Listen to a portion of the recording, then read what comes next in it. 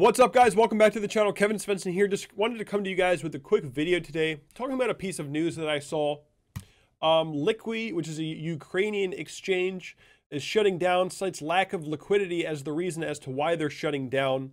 Crypto exchanges begin to shut down, bear market in full force. This is an article I was reading the other day.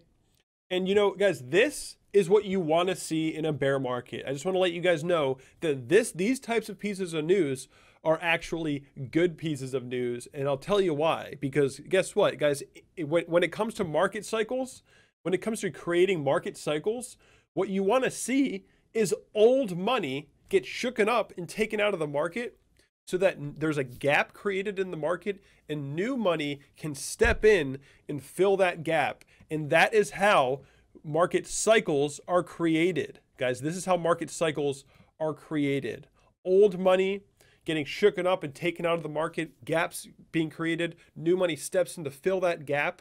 So my message here really is, don't be too alarmed when you see headlines like this and news articles like this, is information like this, because there's multiple meanings to things that, like, events like this, guys. As the bear market persists, you're gonna see more stuff like this come out.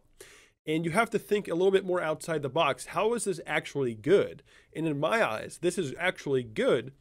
And if more of this starts happening, it's actually good because it creates a gap in the market that new money can step in and fill and ultimately create the next cycle. A lot of people, when they read this stuff, they might see it as like super bears, like, oh my God, crypto's going to die. Bitcoin's dying. Oh, crypto market's failing. But when I read this piece of news, I say, yes, good. Old money needs to go, new money needs to step in so we can get this thing, get some secure bottom in here, get new money in the market, create new legs in the market so that we can start moving up in the, not so distant future. I guess we can just take a look at Bitcoin here. Just a quick little thing I want to say is, guys, we're obviously just hitting this downward sloping support. If you guys were watching my live stream the other day, the last live stream I did was a pretty good live stream, a lot of good information in there if you guys want to watch that. We're just hitting this downward sloping support over and over again, finding resistance all the way down. The volume is really low.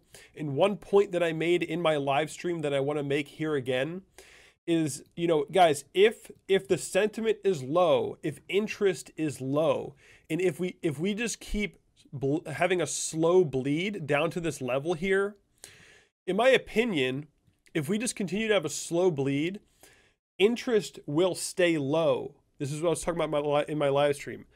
If interest stays low as we're moving down, we're not going to be able to find all that much support here. We're not going to be able to find all that much volume here if interest is low, which is what leads me to believe, from a psychological perspective, which is what leads me to believe that we will most likely have a slow bleed. I mean, guys, anything is possible. I'm not saying this is going to happen. I'm just saying we'll most likely have a slow bleed and find new lows in the market. And when we find new lows, when we break below, if we break below this support, interest will spike again. Things will become a little bit more exciting again. More people will be in the know and more people will be aware of what's going on because of news articles and people talking about it, right? Excitement, interest will increase, and most likely we will be able to find more support at lower levels than we will here, right? There's always a chance for a double bottom. Not saying that this isn't possible. I just don't think it's likely. Also, I want to mention, if you've been watching my channel for the past month or so, the past few weeks, I've been talking a lot about the 3,500 level. Basically saying that it is Bitcoin's last line of defense. I had a video titled 3,500 Bitcoin's last line of defense. We were, and the reason I believe that is because, before we found this, what I believe to be a temporary bottom for Bitcoin, before we found that, we were seeing more volume around the bottom. We were seeing more volume around the bottom than at the bottom itself.